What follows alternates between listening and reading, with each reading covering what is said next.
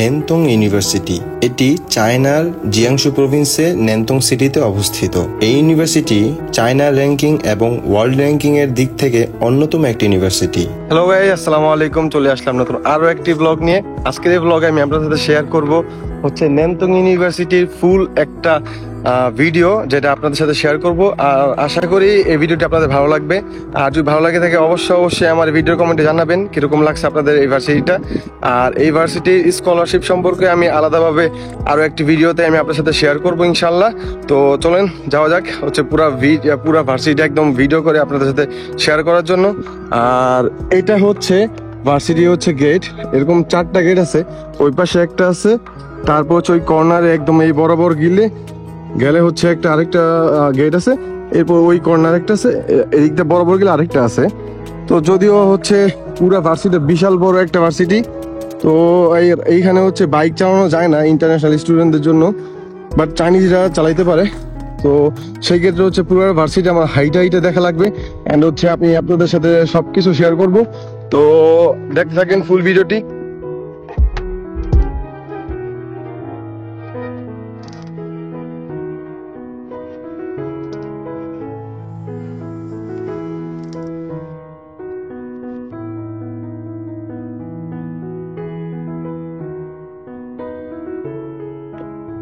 এইটা হচ্ছে ভার্সিটির মেইন বিল্ডিং, আর আশেপাশে হচ্ছে ক্লাসরুম।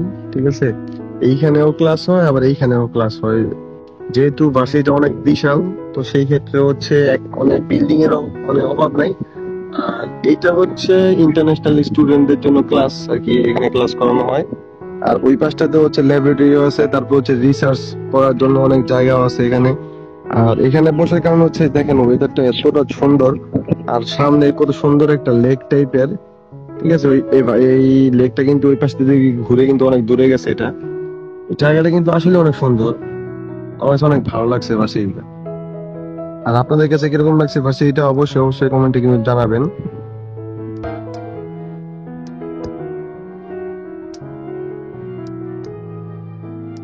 এই ইউনিভার্সিটিতে টোটাল 3টা ক্যান্টিন রয়েছে। এই ক্যান্টিনটি অন্যান্য 2টা ক্যান্টিন থেকে খাবারের দাম তুলনামূলকভাবে খুবই কম, সেই জন্য most of the international student এখানে আসে খেতে। যদিও আমি ক্যান্টিনের ভিতরে ঢুকে জাস্ট অবাক হয়ে গেছিলাম, এখানকার ডেকোরেশন দেখে মাশাআল্লাহ অনেক ভালো লাগছে আমার কাছে। অ্যান্ড ফার্স্ট ফ্লোর হচ্ছে চাইনিজরা খায়, কারণ হচ্ছে এখানে হালাল খাবার পাওয়া যায় না। তো সেই জন্য হচ্ছে আমরা সেকেন্ড ফ্লোরে যাব, সেখানে হচ্ছে হালাল খাবার পাওয়া যায়। তো সেই জন্য ভাবলাম যে চলেন সেকেন্ড ফ্লোরে যাই দেখি যে খাবার কিরকম দাম এইখানে।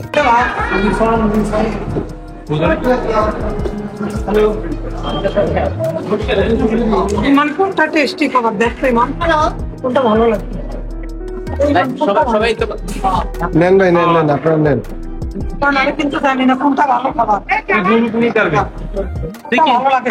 ক্যান্টিনের ভিতরে গিয়ে আমি জাস্ট দামগুলো দেখে জাস্ট অবাক হয়ে যাই, কারণ হচ্ছে আমি যেই সিটিতে থাকি বর্তমানে, সেই সিটিতে যেই দাম সেখান থেকে হাফ দামে এখানে তারা হচ্ছে সেল করতেছে। আর স্টুডেন্টরা খুবই কম দামের মধ্যে এখানে সার্ভাইভ করতে পারে, সেটাই সবচাইতে বড় বিষয়। আমার কাছে এখানকার যে খাবারগুলো আছে এগুলো খুবই টেস্টি লাগছে।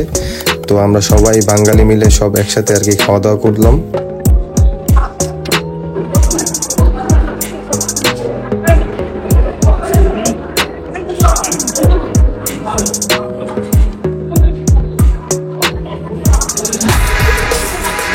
খাওয়া দাওয়া শেষে অনেকেরই ক্লাস ছিল, তাই ভাবলাম আমিও তাদের ক্লাসে জয়েন হই, যেন আপনাদের সাথে শেয়ার করতে পারি এখানে চাইনিজ টিচাররা কিভাবে তাদের ক্লাস নেয়।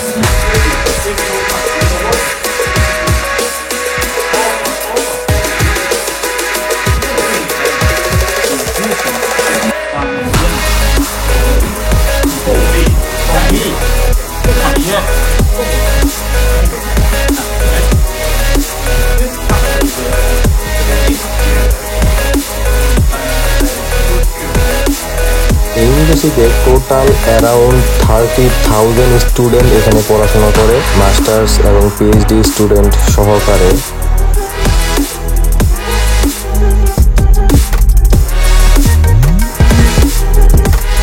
যেহেতু যেহেতু চায়নাতে এখন বর্তমানে বসন্তকাল চলতেছে, তো সেই জন্য ফুল চায়নাতে ফুলে আর ফুলে ভরা শুধু।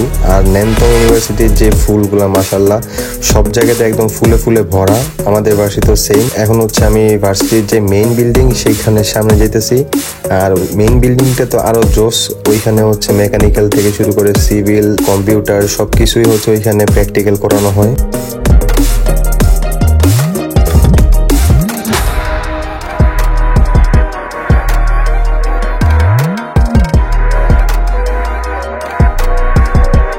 এটা হচ্ছে ইউনিভার্সিটির ফ্রন্ট সাইড। আর ফ্রন্ট সাইডে যখন আমি হাঁটতেছিলাম তখন আমি এই গাছগুলো দেখে অবাক হইতেছি আর কি, যে এইখানে এই গাছগুলো কেন পইরা আছে। তো যখন আমি আরেকটু সামনে গেলাম তখন আমি আসল কথা বুঝতে পারছি আর কি, যে এই গাছগুলো কেন উঠাইছে তারা। এইখানে দেখেন চাইনিজ কতগুলো মিলে হচ্ছে পুরো গাছটার একদম সাইড দিয়ে হচ্ছে আপনার গোল করে হচ্ছে তারা মাটিগুলো উঠাইতেছে। আর এই মাটিগুলো উঠে দেন হচ্ছে তারা হচ্ছে এক জায়গা থেকে আরেক জায়গায় ট্রান্সফার করবে। এই যে দেখেন কত সুন্দরভাবে হচ্ছে তারা এরকম গোল গোল গোল গোল করে রাউন্ড দিয়ে হচ্ছে তারা গর্তগুলো করতেছে। এন্ড পুরো গাছটাকে উঠে তারা হচ্ছে আরেক জায়গায় শিফট করতেছে। যাই হোক, এগুলো দেখতে দেখতে চলে আসলাম ন্যানতং ইউনিভার্সিটির ডরমেটরিতে। আর এই ডরমেটরিতে ঢোকার সময় দেখতে পাবেন যে হচ্ছে ফেস স্ক্যানের একটা লক সিস্টেম আছে। এইখানে হচ্ছে কেউ যদি ঢুকতে চায় তো সেই ক্ষেত্রে হচ্ছে ফেস স্ক্যান দিয়ে ঢুকতে হবে। আর সবাই এই ফেস স্ক্যানে প্রুফ থাকে না, যারা শুধুমাত্র এই হোস্টেলে থাকে তারাই শুধুমাত্র ফেস স্ক্যান দিয়ে দেন তারা ঢুকতে পারবে। এই ইউনিভার্সিটির ডরমের যে রুলস, সেই রুলসের মধ্যে একটা রুলস আমার অনেক ভালো লাগে, সেটা হচ্ছে বয়েজরা গার্লস ফ্লোরে যেতে পারবে না এবং গার্লসরা বয়েজ ফ্লোরে আসতে পারবে না। তো চলুন এখন দেখা যাক বয়েজ ডরমে এক রুমে কয়জন থাকে তারা। মেয়েদের কোন পাশ? মেয়েদের উপরতলা উপরে ওখানে ছেলে তো আরো যাইতে পারবে গেলে এইখানে এক রুমে 4 জন স্টুডেন্ট তারা সার্ভাইভ করে।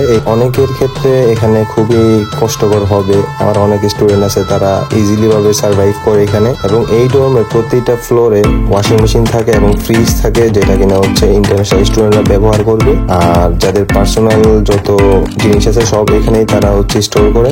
আর এই ভার্সিটির সবচাইতে নেগেটিভ দিক হচ্ছে পাবলিক যে কিচেন সেটা। কারণ হচ্ছে এই কিচেনটা হচ্ছে ডোম থেকে আলাদা নিচে। তো আপনারা যারা কিনা হচ্ছে এই ভার্সিটিতে পড়তে ইচ্ছুক তারা এই বিষয়টা সবচাইতে বেশি জানার দরকার। আপনাদের কিচেনটা হবে নিচে এন্ড আপনাদের যত কিচেনের সামগ্রী আছে সবকিছু আপনারা নিজে নিয়ে এসে রান্না করবেন। রান্না করার পর দেন আপনি আবার উপরে নিয়ে যাবেন, খাওয়া দাওয়া করবেন। এই হচ্ছে সবচেয়ে একটা খারাপ দিক। এরপর চলে গেলাম ভার্সিটির সেকেন্ড ক্যান্টিনে। আর এই সেকেন্ড ক্যান্টিনে যাওয়ার পর এখানকার ডেকোরেশন তো দেখলাম মাশাআল্লাহ অনেক আরো ভালো। আর এখানকার যে খাবারের দাম সেগুলো তুলনামূলকভাবে খুবই এক্সপেন্সিভ এখানকার যে খাবার।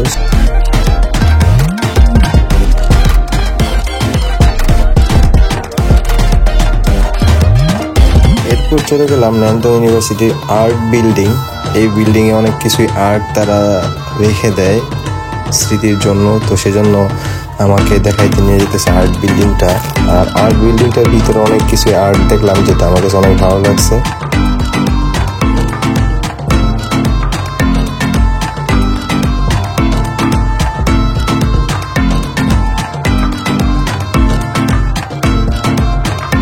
দেখতে দেখতে শেষ পর্যায়ে চলে আসলাম। আর এই ইউনিভার্সিটির স্কলারশিপ ক্যাটাগরি, লিভিং কস্ট কেমন লাগে, এই ইউনিভার্সিটিতে স্টাডি নিয়ে পজিটিভ দিক এবং নেগেটিভ দিক সেসব সম্পর্কে আমি আলোচনা করব নেক্সট ভিডিওতে।